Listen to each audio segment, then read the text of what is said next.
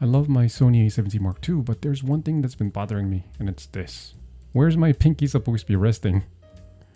So, I bought the Smallrig cage, and let's find out what it's like. Let's get the cage fitted to the camera.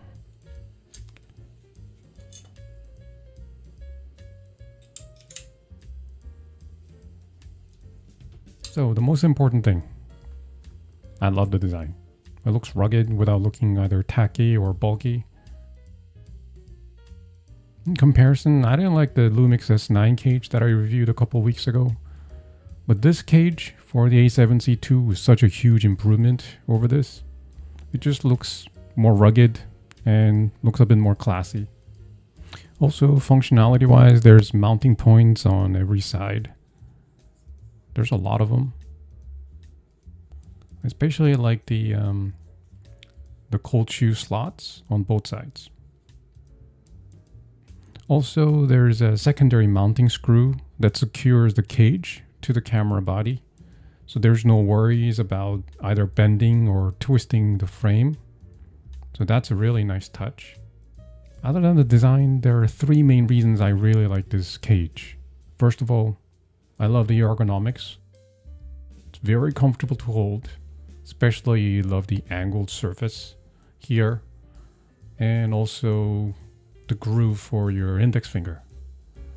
I've used some square looking angular cases for my other cameras, and the difference is just night and day. And another reason is I really like the built-in side NATO rail. It lets you mount the top and side handles natively without any extra NATO adapters, like so. Like that.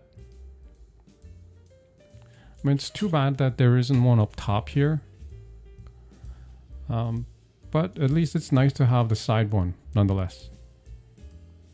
And the third reason I really like this cage, doesn't seem like a big deal, but it's one of the most important features of this cage. It's this. The battery compartment door. Because the battery door just juts out when opened, like so, it gets blocked if you put something straight here. So other manufacturers like Tilta has opted to just make this empty, so it would just be a hole like here. What happens when you do that is when you put your pinky around here, there's nowhere for the pinky to go. But Smallrig decided to put an access door to make it streamlined. It makes it very comfortable to hold and definitely provides a place for my pinky. However, there are a couple of issues I have with this cage, and the first is the DJI Mic compatibility. When I try to mount it on the body, it goes in alright if I don't have the wire. But if I try to put in the wire, it gets blocked by this. I can't put it in. I mean, it looks nice enough. But I can't use it.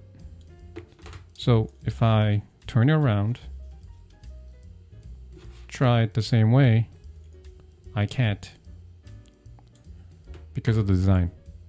So now if I try to mount it here, it just slips out. If I try to mount it here, it slips out. Because the receiver is lacking a tightening mechanism here. So I know that it's more of an issue with the DJI Mic itself, but it's still too bad that I have to come up with a workaround. So I probably need to make this area thicker with something like a sticker or something and mount it here.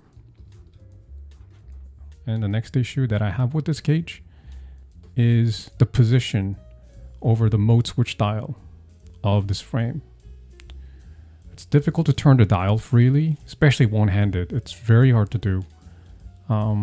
I would usually do either approach from here or here, but then because it's right in the middle, it's hard to get free access to it.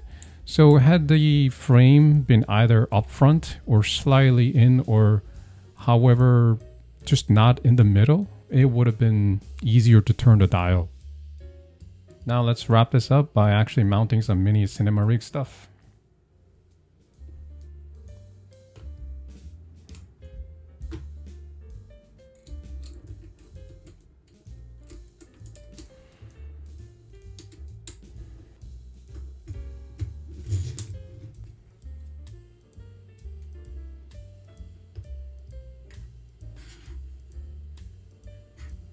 And this is all I got for now.